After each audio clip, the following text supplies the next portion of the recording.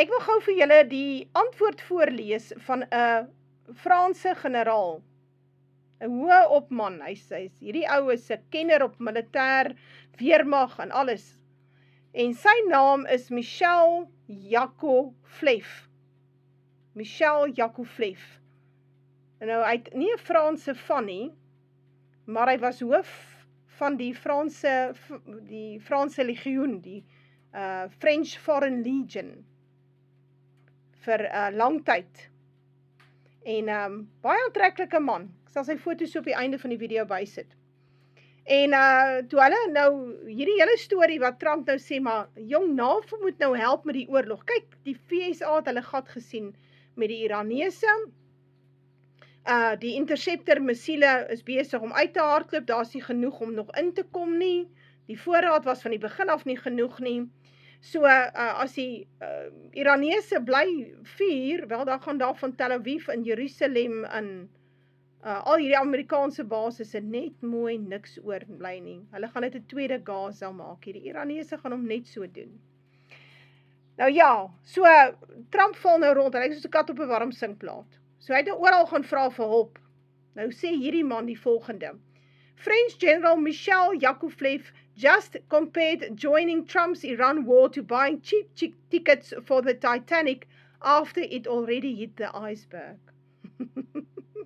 And then it got even worse for Trump. Jacob-Fleuve is no random talking head. He's a 3-star general, former commander of the legendary French Foreign Legion, and held senior position within NATO itself. He's one of the most respectable military voices in France and regularly weighs in on matters of international security. So when he was asked about Trump's desperate pleas for Europe to join his Trump catastrophe, his answer carried serious weight. So hierdie uitsprake wat hy gelewer het, is eintlik baie belangrik. Dit sal definitief die res van Europa se topstruktuur ook beïnvloed. He didn't mince words. He laid out 5 distinct reasons why every European nation should flatly refuse, and each one is more damaging than the last. First, Trump doesn't understand how NATO actually works. Maar dis iets wat ek nou al lank al gesê, die ou verstaan niks van die weermag nie. You don't get to launch your own unilateral bombing campaign and then invite allies to run a separate operation underneath you. That is not how alliances function. If Trump wants NATO involved, NATO takes command. One operation, one flag, one chain of command. I don't think he understood that, Jacob-Fleuve said. That alone is a devastating indictment of a man who claims to be the greatest deal maker on earth. Ja, Trump weet niks. Hy kan hotelle en properties koop. Dis wat die man kan doen. Hy kan nie veel verder doen nie. Hy kan party. Second, nobody knows what the actual strategic goals are. Beyond forcing open the Strait of Hormuz, what is the end game? Regime change, containment, a negotiated settlement? Trump hasn't said. He apparently can't say because he doesn't know himself. Third, and this one is particularly brutal, you can't coordinate a multinational military campaign through tweets that change every 2 minutes. If allied nations are going to put their soldiers in harm's way, they need explicit, written objectives from the United States. As Jacob-Fleuve put it, it's going to be necessary for Trump himself to know what he wants. The quiet contempt in the sentence could strip paint off a wall. Jy kan nie sommer tweet skryf daar op Twitter of True Social en daarmee bestuur jy 'n land nie, daarmee maak jy bondgenootskappe nie. Die man Trump is glad nie by nie. Daar's groot fout daar. Fourth, there's a fundamental issue of trust. Trump has abandoned allies before, and everyone knows he would do it again without hesitation the moment it becomes politically useful. That's correct. The Kurds know it, the Afghans know it, Europe knows it. He would let us down whenever it suited him, the general said. Why would any nation put troops on the line for a leader with that track record? And fifth, the knockout punch. Jacob-Fleuve cited a principle he said he learned at the US Army War College. You don't reinforce failure. You move on. You find something else. A decorated French general is using American military doctrine taught in American war colleges to explain to the world why following this American president into battle would be a strategic malpractice. The global response has just been damning. Japan said no, Australia said no, the United Kingdom said no, the European Union said no.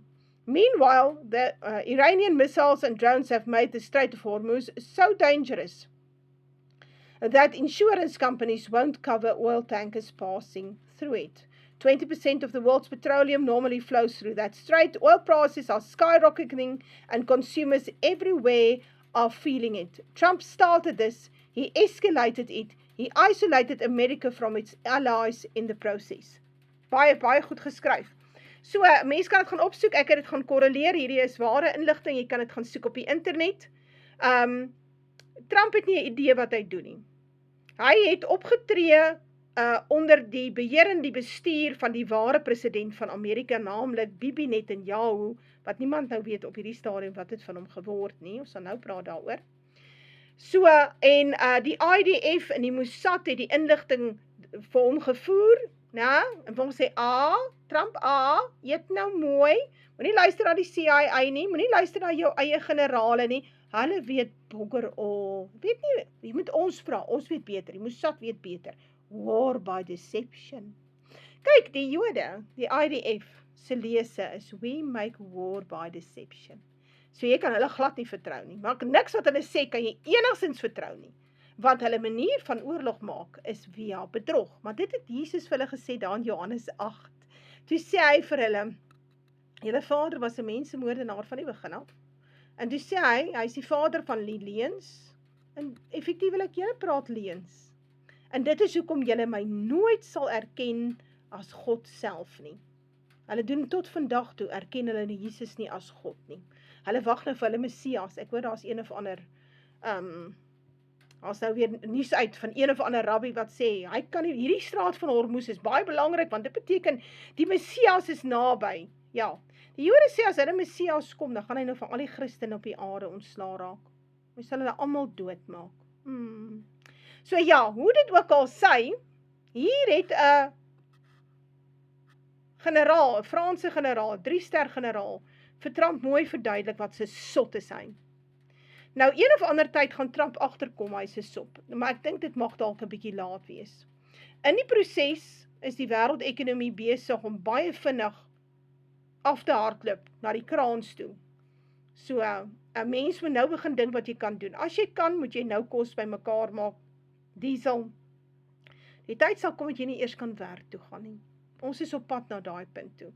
Want hierdie man, hierdie Donald Trump, is op hierdie stadium nie eers van plan om heel moontlik te onttrek en 'n sinvolle iets daar te stel nie. Hy gaan voortstoom en heel moontlik nog Amerikaanse seuns en dogters sal in die proses sterf vir Trump en die Jode se oorlog. Dit is baie hartseer. Maar dit is wat gebeur wanneer die ander geslag 'n land regeer en besluit of jou seuns en jou dogters vir hulle moet gaan veg. Nou ja,